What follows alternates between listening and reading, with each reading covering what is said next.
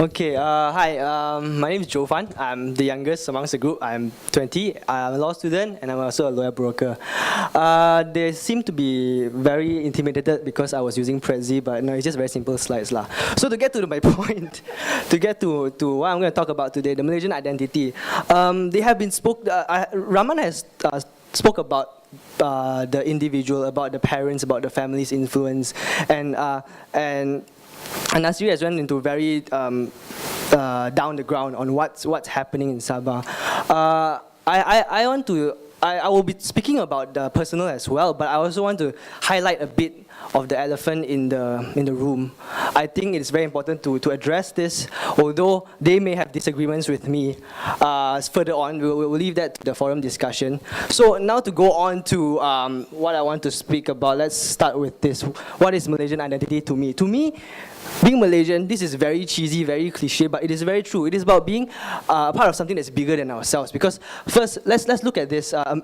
In America, if you are a Taiwanese or Chinese or Japanese, you go to America, you get completely engulfed into their culture, and you will start speaking like American, eating like an American, or living like one, and then you have the same accent and things like that. You can't tell besides the skin color whether this person is an Asian or not. But in Malaysia, it is very different. You see, in Malaysia, way before our independence, we get independence. We have Chinese, Indian, Malay, and we came here, and right until today, we are still remaining. We still have our culture. Chinese still practice our own rituals, our own education. Malays the same. Indians have their own. They still have their own festivals and celebrations, and we make that a public holiday. Yay, and stuff like that. But even with that, we have some overlapping in cultures. Like you see, Chinese give ang pao.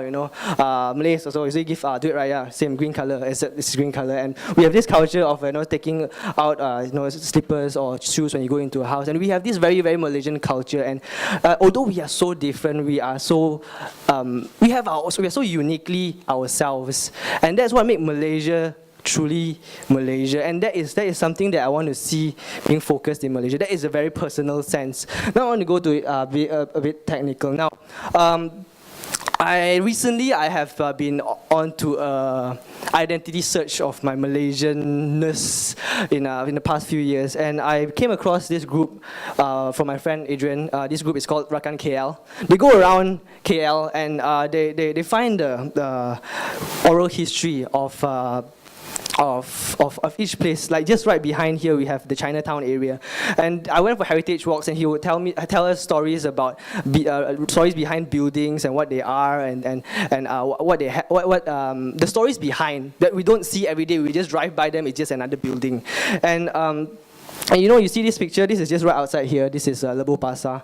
Yeah, it was the very starting point of KL, and things like that. Things that I never knew as a person growing up in KL. I'm just a typical middle class KL kid, and things I never knew. And it has opened my eyes so much, and I realized that I've gained this really huge interest in history and heritage, because I realized that to be able to understand who are we today, where are we now, we need to first understand where we are, where we was in the past, where we came from, so that we can also, based on our experiences in the past, make decisions for our future and to understand who we are. And for example, it's down here. You can't see, but that is Merdeka Park. That is right behind here. It used to be, that's the Stadium Negara, Stadium Merdeka area. There used to be a park there in the past, but it used to be a very popular area in KL. People go there and hang out, kids go there and play. And today it's building MRT. They're going to build 118 floor tower and stuff like that. And if you never know the story of that, you would just drive past that place again, knowing that, it's another development. There was no memories, no story. It's soulless, that place. And that's why I realized it's very important to understand where we are today. To understand where we are today, we really need to understand where we are in the past, so that we can make decisions for the future as well, and so to fight for our future the way we understand it from the very beginning. So this is one. And cheesy slogans. One Malaysia, Malaysia truly Asia. This is one of the topics that one of the lines we're given in the title of this forum. To start this off, I would want to also tell a story. It's a true story, but I want to change the names. I have a friend. Let's call her Jessie. She's an overachiever. She wins a lot of competition, she organizes this, she gets scholarship, this and that. Overachiever, just your typical overachieving Malaysian. And then she has a brother, let's call him David, and they don't get along very, very well. Okay, I'm going to tell you this story, and some of you might get it, some of you might not, but I'll just get on. Okay, so they don't get along very well. Every time they see, they will fight. They just are always on each other's end, and he is very unreasonable. So, but there's one thing very funny. Every time she achieves something, every time she wins an award, every time she goes on newspaper, every time she writes for TMI or something like that, this brother would post it on Facebook, would share it, and say, "Oh, this is the pride of the family. I'm so proud of my sister. I'm such a proud brother right now. Look at my sister. You know, he's such a pride in our family." But the question here is, if you are really so proud of your sister, if she's such a good person that you have promoted about, which you gain about 70 likes from that, you know, why don't you treat her well? You know, why don't you treat her like your sister? Why don't you care for her in person?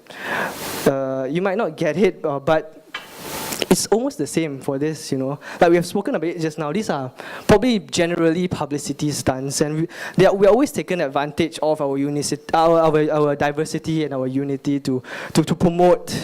But does these things actually translate into these principles of these actually translate into policies that the government has given us? Yeah, I'm going to talk a bit about the problems that the system has has contributed to this problem, which they may disagree because they said that we cannot fully blame the system alone. It's true, but I'm going to talk a bit more about this. So yesterday I was talking to my dad about this topic, and he was talking about how last time they used to be hanging out with Malay friends, Indian friends very well, and even my auntie was adopted by this Malay lady and taken care of her for a few years, and they were really, this kind of things were not taboos, they were okay. But lately we have become more and more sensitive, and this is and we don't know, and this has contributed by this, I believe, is divide and rule problem that we have adopted and inherited, since we were talking about history, right? We inherited from the British, because like the British used to do this because, you know, Chinese, you do business, Malays, you go into politics, probably Indians, you go to the plantation, and it's easier for them to rule, and they love it because it's just easy, because when people don't unite, it's easy for you to rule. The same thing, when Alliance took over, BN took over, they run the same way. You have MCA, MIC, UMNO, and it goes on. And today we are even divided in more ways than we ever was. You know, now we are even divided according to political preferences, and we have even more stuff. We get even more sensitive about differences, and even politicians are throwing personal attacks against each other, whether or not they're opposition or from the government. And this is very, very unhealthy. But this is very, very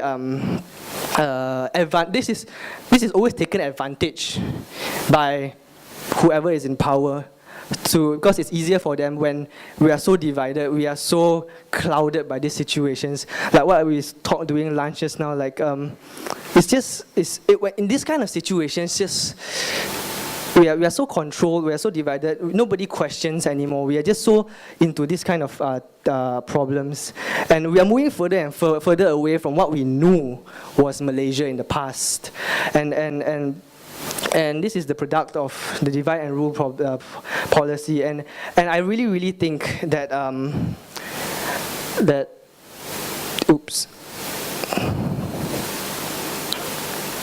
really think that to solve this problem, to move forward, we need to start looking at our commonalities like seriously, because we have so many, like what they said just now. What I'm saying is just what they said, but just in a different way. We have so many things in common. We all need the same things. We all need food. We all need housing. We all want a free and fair election. We all want democracy. We all need the basic things like education, water, electricity, and the necessities in life. We all need that. All the things that we want and we need is really more than the things that we are different, like what skin color, religion, culture, and preferences. Probably just a handful of things that we are so different, but yet we always focus on. And And I think it's really time to just start tapping on and leveraging on our commonalities instead of taking advantage of the differences that we have. And yes, that is the problem that I think seriously is caused by the system. And it's really something that it's going to take very long to change. And I do not expect it to change anytime soon because, I don't know, you just can't expect it to change anytime soon. But one thing that we can really change is our mindset. And something that I believe that we can do right now, because like even when I can talk to my aunts or my family about, I've been working under this lawyer and he's really good and then I learned so much from it, I had very good experience. The first question that they will ask me all the time is, Indian Malay Chinese everything goes back to the race. For some kind of reasons, I don't know why, everything goes back to the race. You get snatched teeth. The first thing somebody else will ask you is that Indian or Malay or stuff like that, Why? I'm always very annoyed when these kind of questions come. I'll just say Malaysian, because why do we have to divide ourselves? Even as we're talking about Malaya, Sabah and Sarawak, I really personally think that these differences is a non-issue if we can look at our commonalities. The differences are just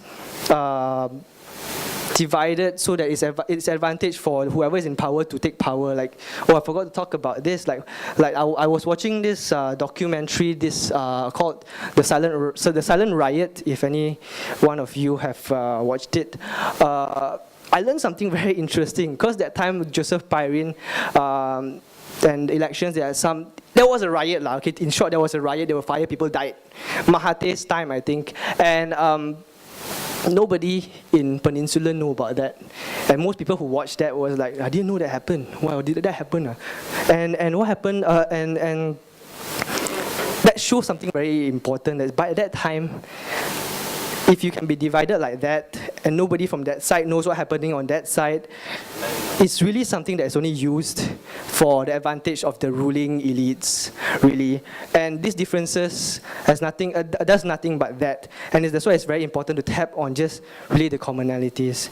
Anyways, that was something I missed before that. So, for me, the system needs to change, but I don't know when it's going to change. But I think really one thing we can do is to change our mindsets and move forward from there, and at least educate, like what Rahman said, family members, educate your younger ones on how to think and how to treat other people, how to look at all of them equally. That's a good place to start, at least, because the problem is way too big that I don't know any of us can solve single-handedly. So I think if I miss something, probably I'll add on later. But before I end, I guess we're gonna just end on a lighter note. This is what I tweeted when I got this topic a few weeks ago. It's gonna end with this. It is important to have a Malaysian identity, because nowadays having an IC doesn't necessarily mean that you're Malaysian anymore. So thank you. Great. Thank you very much, Jofan.